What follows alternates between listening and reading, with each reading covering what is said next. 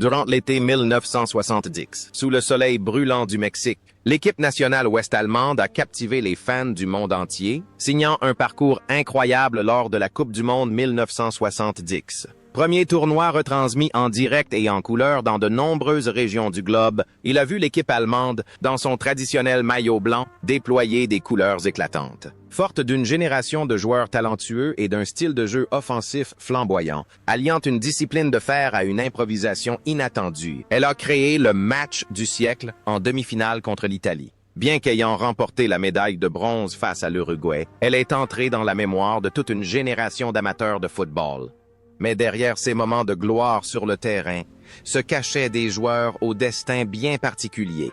Plus de 50 ans ont passé et le temps a laissé des traces indélébiles sur leur vie. Certains ont continué à conquérir de nouveaux sommets, d'autres ont choisi une voie plus discrète, et d'autres encore ont dû achever leur parcours dans la tragédie ou par des départs regrettables. Revenons sur le parcours tumultueux de ces joueurs qui ont incarné l'âme de la génération dorée de l'Allemagne de l'Ouest. Gerd Müller était le redoutable buteur dans la surface de réparation. Surnommé Der Bomber, le bombardier, à 24 ans, avec sa silhouette trapue et ses jambes apparemment maladroites, Müller possédait un instinct de buteur infaillible, impossible à déchiffrer pour les défenseurs. Il inscrivit 10 buts lors de ce tournoi, remportant le soulier d'or et le ballon d'or. Ses changements de direction fulgurants, ses frappes précises et son placement impeccable étaient un véritable cauchemar pour toutes les défenses. Sa performance à Mexico 70 fut un sommet de brillance où il transforma le but en un art minimaliste et pourtant d'une efficacité redoutable. Après son succès au Mexique, la carrière de Gerd Müller connut un brillant essor au Bayern Munich et en équipe nationale d'Allemagne de l'Ouest, culminant avec la victoire à la Coupe du monde 1974 à domicile. Cependant, après sa retraite au début des années 1980 aux États-Unis, sa vie prit un tournant dramatique. La déception de sa gloire passée le poussa à sombrer dans l'alcoolisme. Il perdit pied, ses finances se dégradèrent, et sa vie de famille fut au bord du gouffre. Heureusement, ses anciens coéquipiers du Bayern Munich ne l'abandonnèrent pas. Ils l'aidèrent à vaincre sa dépendance et lui offrirent un poste d'entraîneur des jeunes, lui permettant ainsi de retrouver joie de vivre et sens à son existence. Il vécut le reste de sa vie en paix, respecté comme une légende immortelle du Bayern. Ce qui est frappant, c'est le contraste entre le tueur implacable sur le terrain et l'homme doux et timide en dehors. Sur le terrain, Müller était une force avec laquelle il fallait compter, un buteur hors pair. Mais en dehors, c'était un homme de peu de mots et introverti. Il a consacré une grande partie de sa vie après le football à contribuer discrètement à la formation des jeunes, loin des projecteurs médiatiques. Cependant, dans ces dernières années, le destin l'a de nouveau mis à l'épreuve lorsque la maladie d'Alzheimer a peu à peu effacé la mémoire du « roi des buteurs ». Il ne se souvenait plus des buts, des acclamations d'antan. Ce grand voyage s'est achevé le 15 août 2021, lorsque Gerd Müller s'est éteint à l'âge de 75 ans. Sa disparition laisse un immense vide, mais l'héritage de l'un des plus grands attaquants de tous les temps perdurera. Jürgen Grabowski, 25 ans, fut souvent utilisé comme super remplaçant stratégique lors de la Coupe du monde 1970 au Mexique avant de devenir un titulaire indiscutable. Il possédait vitesse, technique et une excellente qualité de centre. Grabowski était un joueur intelligent qui savait toujours briller lorsque l'équipe avait le plus besoin de lui. Il était l'âme de l'Eintracht Francfort et un élément clé de leur victoire lors de la Coupe du monde 1974. Grabowski a passé toute sa vie à l'Eintracht Francfort, devenant une figure emblématique du club. Après avoir pris sa retraite de joueur en 1980 suite à une blessure, il s'est brièvement essayé au métier d'entraîneur avant de se tourner vers le secteur des assurances. Il a mené une vie relativement discrète et paisible auprès de sa famille. Cependant, durant ces dernières années, il a lutté contre une insuffisance rénale et a subi des dialyses régulières. Malgré sa santé déclinante, il a toujours conservé un optimisme à toute épreuve et une passion ardente pour le football. Grabowski était un modèle de résilience, passant de remplaçant à star avant de retrouver sa vie de famille. Mais son parcours s'est achevé. Le Dix Mars. 2022. Jürgen Grabowski s'est éteint à l'âge de 77 ans. Sa disparition a plongé toute la ville de Francfort dans le deuil, offrant un dernier hommage au plus grand capitaine de l'histoire du club. Horst Dieter Hüttges, 26 ans, était surnommé la jambe de fer. Lors de la Coupe du Monde 1970, il était un roc en défense, réputé pour ses tacles agressifs et son contact physique sans faille. Véritable terreur pour les avants adverses. Hüttges était un guerrier impitoyable. Il était un élément clé de l'équilibre de la formation offensive de l'Allemagne de l'Ouest, apportant la solidité nécessaire à cette équipe surnommée les Panzers.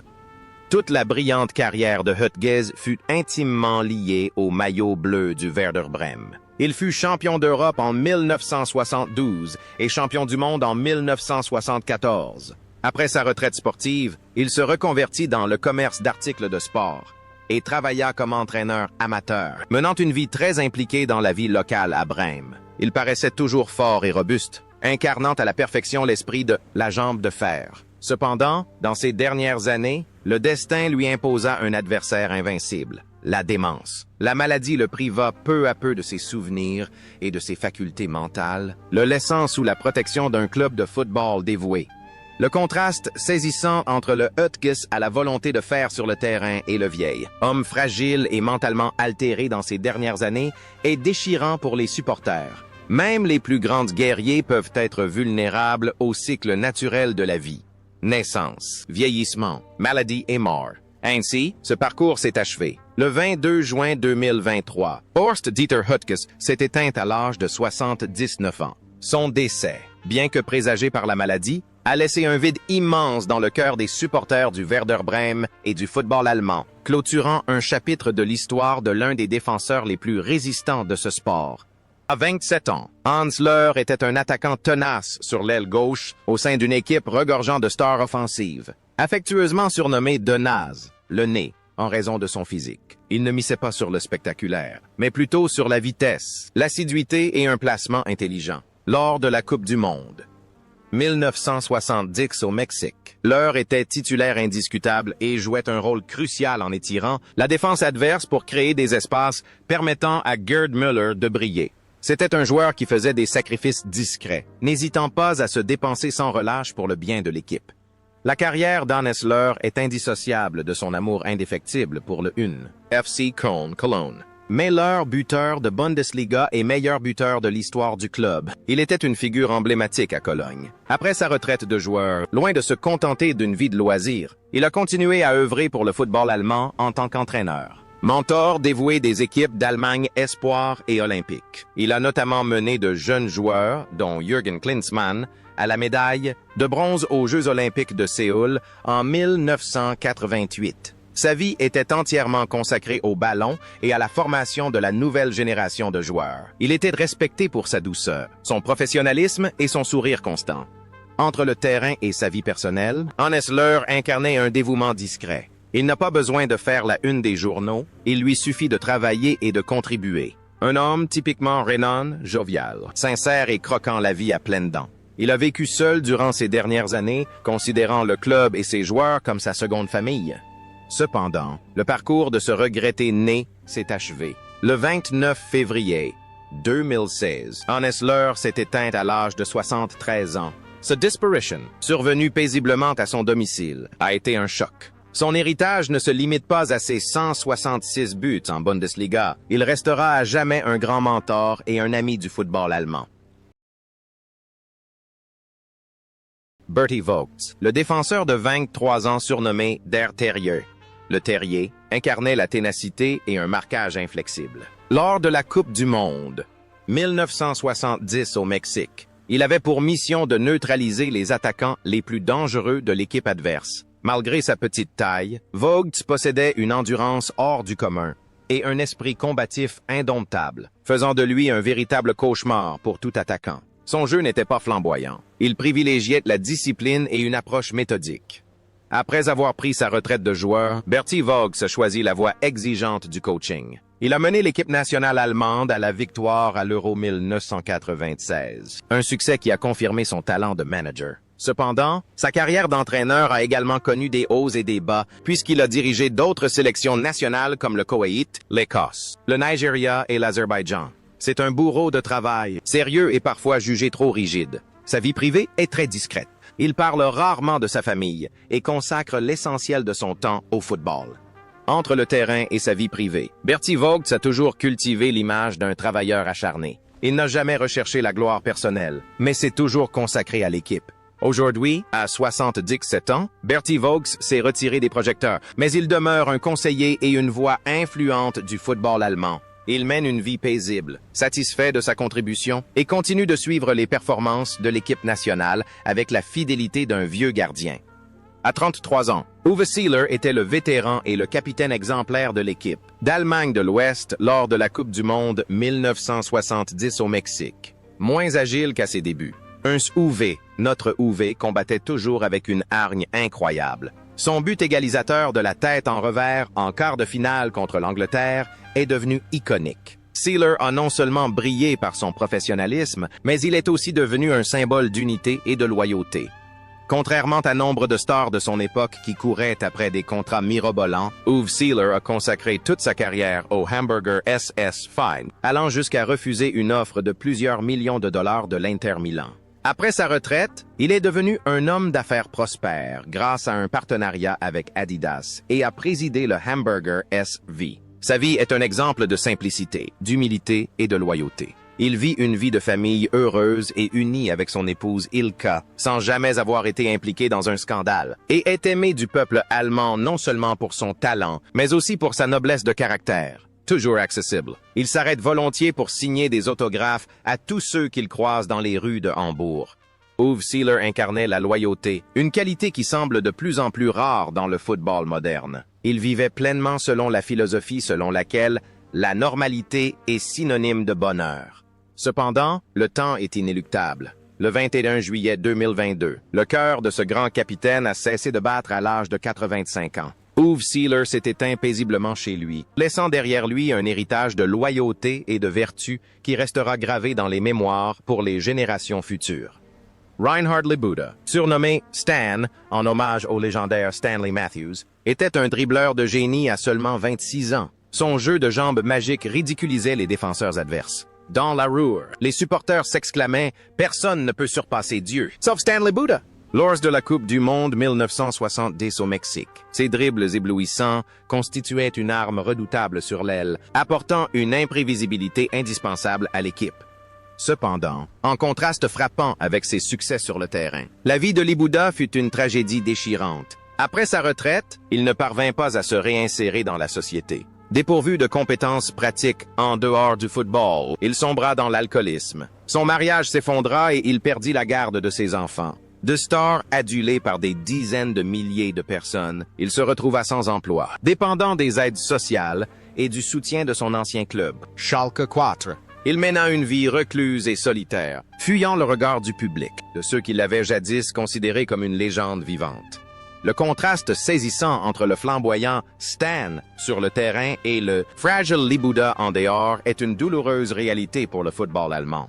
Le génie s'accompagne parfois de fragilité. Cette triste histoire s'est terminée trop tôt. Le 25 août 1996, Reinhard Labuda décédait d'un AVC, conséquence d'un cancer de la gorge, à seulement 52 ans. Sa disparition est un poignant rappel du revers de la médaille de la gloire footballistique. Mais dans la mémoire des supporters, il restera à jamais Stan et son talent de dribbleur hors pair. À 26 ans, Wolfgang Overath était un meneur de jeu exceptionnel, doté d'un pied gauche d'une précision chirurgicale lors de la Coupe du Monde 1970. Titularisé à ce poste à la place de Günther Netzer, il justifia que choix par son style de jeu élégant et ses passes longues d'une précision chirurgicale. Overath incarnait la beauté romantique du football, un véritable artiste sur le terrain, celui qui dictait le rythme à l'attaque allemande.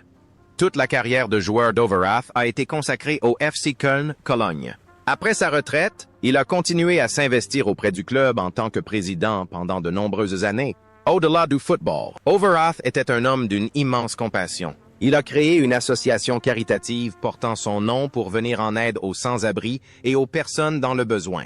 Il était convaincu que le football lui avait beaucoup apporté et qu'il se devait de rendre l'appareil. Sa vie était empreinte de respect au sein de la communauté, non seulement pour ses exploits sportifs, mais aussi pour les bonnes actions qu'il accomplissait au quotidien.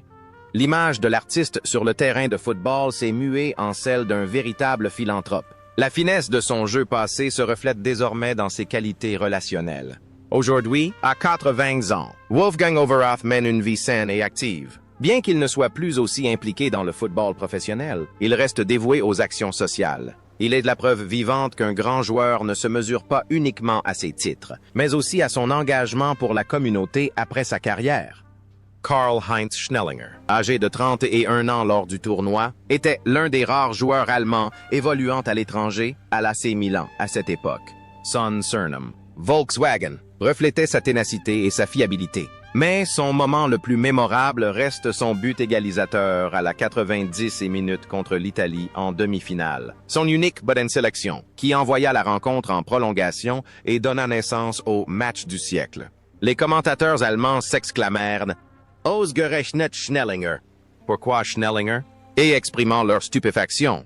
Après la Coupe du Monde, il continua de vivre et de travailler en Italie, où il était tout aussi respecté que dans son pays natal. Il prit sa retraite du football et devint un homme d'affaires prospère à Milan, facilitant les échanges commerciaux entre l'Allemagne et l'Italie. Schnellinger s'intégra pleinement à la culture italienne, appréciant le mode de vie, la cuisine et le climat. Il mena une vie riche et épanouie, conservant toujours l'élégance d'un gentleman. Il apparaissait rarement dans les médias allemands, mais était toujours mentionné avec respect. Le destin de Schnellinger était intimement lié à l'Italie, depuis son but décisif contre les Italiens jusqu'à son choix de ce pays en forme de botte comme seconde patrie. Un lien aussi étrange que fascinant. Pourtant, le parcours de cet Italien d'origine allemande s'est lui aussi achevé. Le 20 mai 2024, Karl-Heinz Schnellinger s'est éteint à Milan à l'âge de 85 ans. Sa disparition a plongé les supporters d'Allemagne et d'Italie dans le deuil, mettant un terme à l'histoire de l'un des meilleurs défenseurs de sa génération. Franz Beckenbauer était le cerveau et l'âme de l'équipe. À 24 ans, il jouait avec l'allure d'un roi, redéfinissant le rôle du libéro, son image, celle d'une demi-finale entière disputée avec un bras démis et bandé, est devenu un symbole immortel de la ténacité allemande. Beckenbauer ne se contentait pas de défendre. Il créait aussi le jeu grâce à ses passes précises et son style élégant et raffiné, méritant pleinement le surnom de Der Kaiser, l'empereur. La carrière de Beckenbauer fut ensuite marquée par une série de succès sans précédent. Il est le seul à avoir remporté la Coupe du Monde à la fois comme capitaine 1974 et comme entraîneur 1990. Devenu une figure emblématique du football allemand, il s'impliqua dans le management et joua un rôle déterminant dans l'organisation de la Coupe du Monde 2006 en Allemagne. Sa vie privée fut également mouvementée, avec plusieurs mariages et une présence médiatique constante. Homme charismatique, il apparaissait toujours impeccablement vêtu et arborait un sourire confiant. Cependant, à la fin de sa vie, les accusations de corruption liées à l'organisation de la Coupe du Monde et le décès de son fils Stefan affectèrent profondément sa santé et son moral. Il se retira alors à Salzbourg, en Autriche, loin des projecteurs. Un étrange concours de circonstances a marqué sa vie. Sur le terrain, il régnait en maître, tel un empereur donnant des ordres, mais dans ces dernières années, il a perdu le contrôle de sa santé et de sa réputation. Pourtant, nul ne peut nier sa grandeur. Le parcours de cet empereur s'est achevé. Le 7 janvier 2024, Franz Beckenbauer s'est éteint à l'âge de 78 ans, entouré de sa famille. Sa disparition marque la fin d'une époque et laisse un immense chagrin parmi les fans du monde entier. Sepp Maier était le gardien de but cette année-là. Ce joueur de 26 ans, au réflexe fulgurant, était surnommé le Chat Danzig.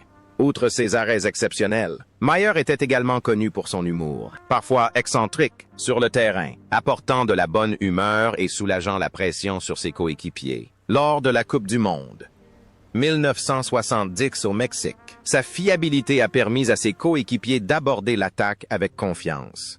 Après le tournoi, Maier continua d'être un gardien de but fiable pour le Bayern et l'équipe nationale allemande, remportant tous les titres continentaux et mondiaux possibles.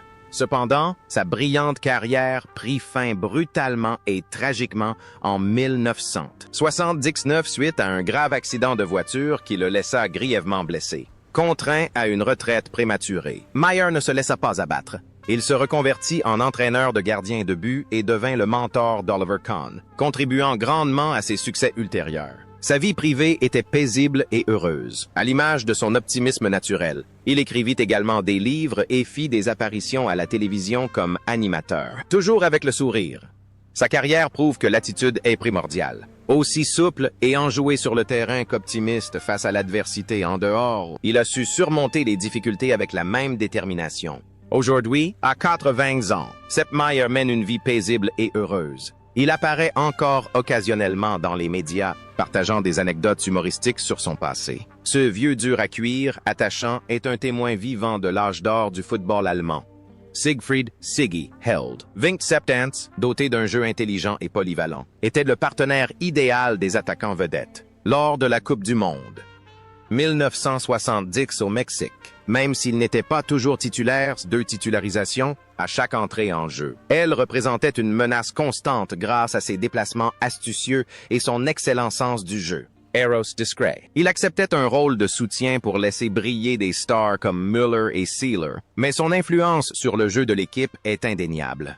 La carrière de Siggi Held en club fut étroitement liée au Borussia Dortmund, où il remporta la Coupe des vainqueurs de Coupe de l'UEFA en 1966, le premier titre continental pour un club allemand. Après sa retraite de joueur, Held devint un entraîneur nomade. Il parcourut le monde, entraînant Schalke 4 dans son pays natal, jusqu'à des destinations plus lointaines comme les sélections nationales d'Islande, de Malte et même de Thaïlande. Sa vie fut une succession de voyages, diffusant la philosophie du football allemand aux 4 coins du monde. C'était un homme de peu de mots, humble, mais doté d'une riche expérience de vie et d'une grande ouverture d'esprit. Curieusement, le calme qu'il affichait sur le terrain se reflétait dans sa vie privée, discret et irréprochable. Il se consacrait pleinement au football, qu'il appréciait à sa manière. Il faisait le lien entre la gloire passée et le présent, une figure respectée, toujours chaleureusement accueillie au Westfalenstadion. Aujourd'hui, à plus de 80 ans, né en 1942, Siegfried Held est toujours en pleine forme. Il est actuellement représentant des supporters du Borussia Dortmund. Bien que ses cheveux aient blanchi et que sa démarche se soit ralentie, sa passion pour le football est restée intacte. Il est encore fréquemment aperçu dans les tribunes, observant la jeune génération et racontant des anecdotes d'une époque glorieuse où, avec ses coéquipiers, il faisait trembler le monde du football.